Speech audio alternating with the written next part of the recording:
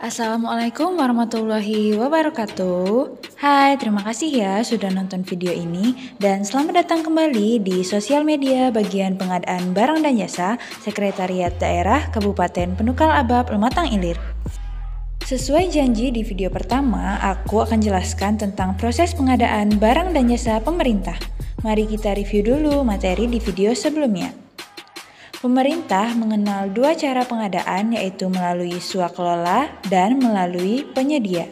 Oke, kita bahas dulu cara yang pertama, yaitu pengadaan barang dan jasa pemerintah melalui swakelola. Secara bahasa, swakelola terdiri dari dua kata, yaitu swa dan kelola, di mana swa berarti sendiri.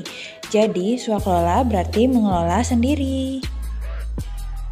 Menurut Peraturan Presiden Nomor 16 Tahun 2018 Pasal 1 Ayat 23, swakelola adalah cara memperoleh barang atau jasa yang dikerjakan sendiri oleh kementerian atau lembaga atau perangkat daerah penanggung jawab anggaran, kementerian atau lembaga atau perangkat daerah lain, organisasi kemasyarakatan, atau kelompok masyarakat. Pengadaan barang atau jasa secara swakelola dilakukan untuk pengadaan pekerjaan, bukan dalam bentuk pembelian barang. Dalam pengadaan secara swakelola dimungkinkan terdapat pengadaan barang yang pelaksanaannya harus melalui penyedia. Kita kasih contoh dulu deh supaya teman-teman lebih paham. Misalnya, pelaksanaan swakelola pengadaan konsumsi pasien rumah sakit yang sifatnya tidak dapat ditunda. Kenapa dilaksanakan melalui swakelola? Karena rumah sakit sudah memiliki dapur sendiri, sudah memiliki tenaga ahli gizi, juru masak, dan lain sebagainya. Berarti sudah bisa melaksanakan sendiri, tetapi untuk bahan masakannya masih harus tetap beli. Jadi masih membutuhkan adanya penyedia. Jadi apa aja sih pekerjaan yang dapat dilaksanakan dengan cara swakelola? Menurut Peraturan Presiden Nomor 70 Tahun 2012, Pasal 26 Ayat 2, pekerjaan yang dapat dilaksanakan dengan cara swakelola meliputi 1. Pekerjaan yang bertujuan untuk meningkatkan kemampuan dan atau memanfaatkan kemampuan teknis sumber daya manusia yang dimiliki oleh kementerian, lembaga, atau perangkat daerah, dan pekerjaan tersebut sesuai dengan tupoksi mereka masing-masing. 2. Pekerjaan yang operasi dan pemeliharaannya memerlukan partisipasi langsung dari masyarakat setempat. 3. Pekerjaan yang dilihat dari segi besaran, sifat, lokasi, atau pembiayaannya tidak diminati oleh penyedia barang atau jasa. 4. Pekerjaan yang tidak dapat ditentukan terlebih dahulu secara rinci sehingga apabila dilaksanakan akan menimbulkan ketidakpastian atau risiko yang besar.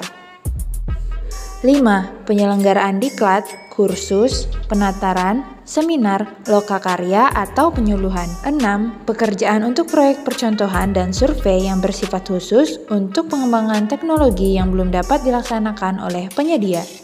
7. Pekerjaan survei, pemrosesan data, perumusan kebijakan pemerintah, pengujian di laboratorium, dan pengembangan sistem tertentu. 8. Pekerjaan yang bersifat rahasia bagi kementerian, lembaga, atau perangkat daerah yang bersangkutan. 9. Pekerjaan industri kreatif, inovatif, dan budaya dalam negeri. 10. Penelitian dan pengembangan dalam negeri. Dan yang terakhir ada pekerjaan pengembangan industri pertahanan, industri alutsista, dan industri almatsus dalam negeri. Penetapan apakah suatu pengadaan barang dan jasa akan dilaksanakan secara swakelola ditetapkan oleh pengguna anggaran atau kuasa pengguna anggaran. Dalam pengadaan barang dan jasa pemerintah secara swakelola terdapat 4 tipe. Tipe yang pertama yaitu mengelola sendiri. Yang kedua, mengajak kerjasama dengan kementerian, lembaga, atau perangkat daerah lain. Yang ketiga, bersama dengan organisasi kemasyarakatan, dan yang keempat, bersama dengan kelompok masyarakat. Dalam tipe yang pertama, swakelola direncanakan, dilaksanakan, dan diawasi oleh kementerian atau lembaga atau perangkat daerah penanggung jawab anggaran. Dalam tipe kedua, swakelola direncanakan dan diawasi oleh kementerian atau lembaga penanggung jawab anggaran dan dilaksanakan oleh kementerian atau lembaga atau perangkat daerah pelaksana swakelola. Sedangkan di tipe 3, swakelola direncanakan dan diawasi oleh kementerian atau lembaga atau perangkat daerah penanggung jawab anggaran dan dilaksanakan oleh organisasi kemasyarakatan. Dan di tipe keempat, swakelola direncanakan sendiri oleh kementerian atau lembaga atau perangkat daerah penanggung jawab anggaran dan atau berdasarkan usulan kelompok masyarakat dan dilaksanakan serta diawasi oleh kelompok masyarakat. Dalam swakelola terdapat 3 tim. Yang pertama, ada tim perencana. Yang kedua, ada tim pelaksana.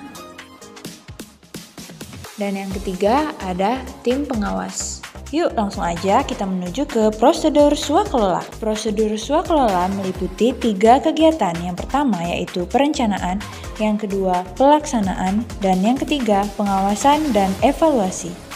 Perencanaan swakelola meliputi 1. Penetapan sasaran, rencana kegiatan dan jadwal pelaksanaan. 2.